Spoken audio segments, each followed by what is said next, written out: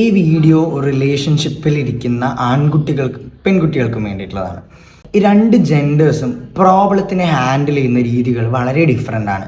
ഇത് മനസ്സിലാക്കാത്തത് കൊണ്ട് പലപ്പോഴും റിലേഷൻഷിപ്പുകളിൽ പ്രശ്നങ്ങൾ വരാറുണ്ട്. മെൻ ബൈ നേച്ചർ എന്ന് പറയുന്നത് സൊല്യൂഷൻ സീക്കേഴ്സ് അല്ലെങ്കിൽ പ്രോബ്ലം ഫിക്സേഴ്സ് ആണ്.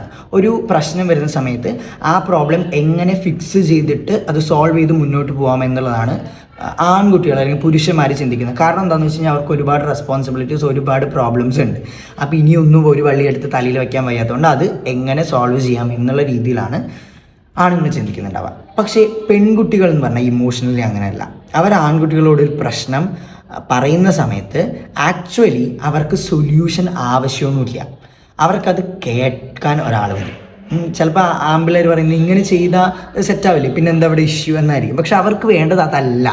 നിങ്ങളത് എക്സ്പീരിയൻസ് ചെയ്തിട്ടുണ്ടാവും ചില തവണയെങ്കിലും എക്സ്പീരിയൻസ്. അവർക്ക് വേണ്ടത് അതല്ല. അവർക്ക് വേണ്ടത് നീ എന്നെ കേട്ടാൽ മതി. നീ എന്തിനാ ചില ആളോട് എന്തിനാ ഞാനിങ്ങനെ പറയുമ്പോൾ എനിക്ക് സജഷൻസ് തരണം, അതിൻ്റെ ആവശ്യമില്ല. അവർക്ക് ഒരുപക്ഷെ അവരുടെ പ്രോബ്ലംസ് സ്വന്തമായിട്ട് സോൾവ് ചെയ്യാൻ കഴിവുണ്ട്. പക്ഷേ they want to get heard. നിങ്ങൾ അവരെ കേൾക്കുന്നുണ്ടെന്നുള്ളത് അവർക്ക് മനസ്സിലാവും. അതാണ് ഒരു സ്ത്രീയുടെ ഏറ്റവും സ്ത്രീ ഒരു പുരുഷനിൽ നോക്കുന്നൊരു ക്വാളിറ്റി എന്ന് പറയുന്നത് കേൾക്കപ്പെടുക എന്നുള്ളൊരു സംഭവമാണ്. അപ്പോൾ ഇതൊന്ന് ശ്രദ്ധിക്കുക. ആൺകുട്ടികൾ ആണ് മെയിൻലി ഇത് ശ്രദ്ധിക്കേണ്ടത്. ഗേൾസ് ആണെങ്കിലും അവർക്ക് ബോയ്സിന് ആവശ്യം പ്രോബ്ലം സോൾവിങ് ആണ്. ഓക്കെ, അപ്പോൾ ഇതേപോലെ ലവ്, അട്രാക്ഷൻ ആൻഡ് റിലേഷൻഷിപ്പ് വീഡിയോസിനോട് ഡോണ്ട് ഫർഗെറ്റ് ടു ഫോളോ.